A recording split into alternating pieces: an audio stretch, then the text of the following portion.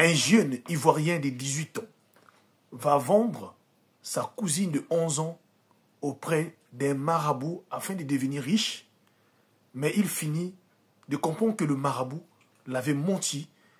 Après le décès de sa cousine, il tombe malade et meurt quelques temps plus tard, histoire mystique.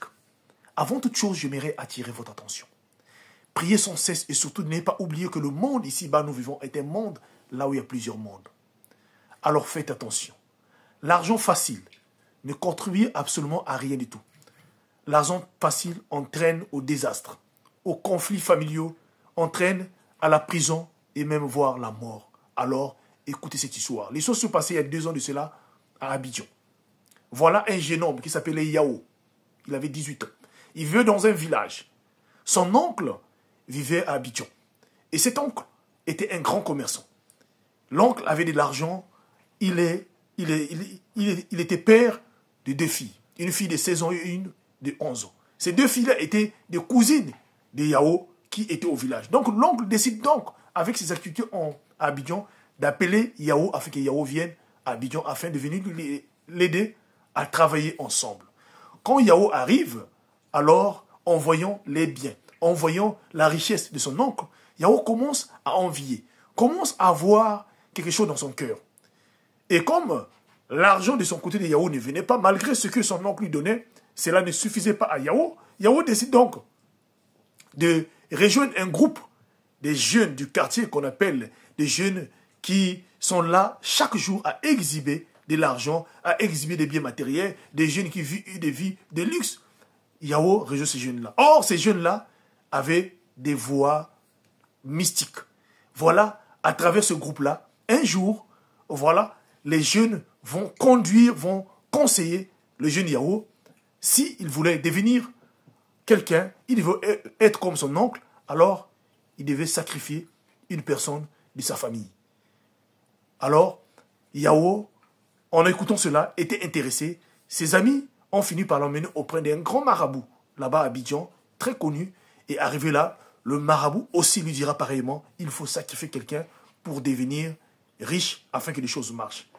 Alors, Yao ne voyait pas qui il faut sacrifier, décide donc de vouloir donner la fille de son oncle, qui est sa cousine de 11 ans.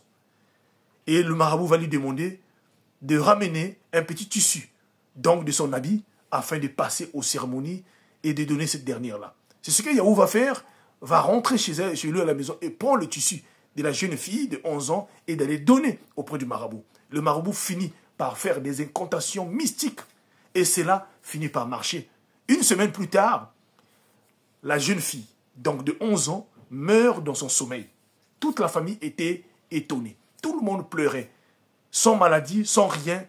Le matin, son corps était retrouvé sans vie dans sa chambre. Une jeune fille de 11 ans partir à la fleur d'âge, qui pouvait en croire? Or, il y avait une personne qui était dans la parcelle, qui était à l'origine de cela, aucune personne ne savait. Yao, très content dans son cœur, et a dit même à ses copains, donc ses amis du quartier, dont ils étaient ensemble, que moi, d'ici peu, je vais chauffer.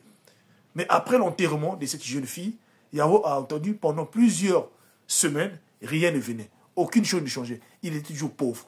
Et voilà, après cela, Yao décide donc d'attaquer ses amis, mais aucune personne ne voulait sentir Yao. Et les choses, après 1 mois, ont commencé à changer. Voilà comment il commence à tomber malade. Sa santé n'allait plus bien. Yao commençait à maigrir. L'amaigrissement, alors, même son oncle se posait des questions. Et sa situation de santé commençait à s'aggraver nuit et jour. Yao, en voyant que sa santé était véritablement pratiquement détruite, il était à 2 pas de la mort, hospitalisé. Et là, Yao demande que son oncle puisse appeler son père et sa mère au village de venir, car il ne devait pas survivre.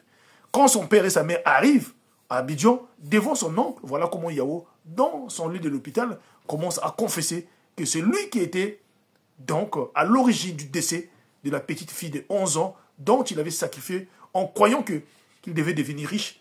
Le marabout et ses amis l'ont menti. Mais où est-ce qu'il faut trouver ces amis-là? Après avoir donné l'adresse, la police, l'oncle et les parents de Yao sont partis, mais ce monsieur, on ne l'a plus retrouvé. Ni les amis de Yao. Quelques jours plus tard, Yahweh finit par rendre l'âme. Il meurt suite à cela. Donc, vous avez compris par rapport à l'histoire qu'il a été menti. Faites attention. Quand vous allez chez les personnes, vous allez constater ceux qui vous promettent de l'argent mystique. Parfois, eux-mêmes, ils n'ont absolument rien du tout. Ils n'ont absolument rien. Ils vivent dans des maisons, dans des cases, pratiquement à moitié détruites. Mais ces personnes-là vous promettent de l'argent. Faites attention. Le monde vivant est un monde là où il y a plusieurs mondes.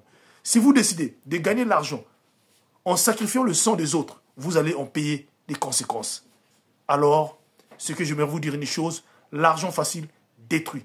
Attendez le temps de Dieu. Chaque chose sur cette terre-là a un temps. Soyez patient, car la patience a des racines très amères, mais ses fruits sont très doux. C'est le chemin de Dieu. Que Dieu vous bénisse. Partagez-moi cette histoire-là. C'était HPH, votre frère, l'homme à plusieurs histoires. Je vous remercie.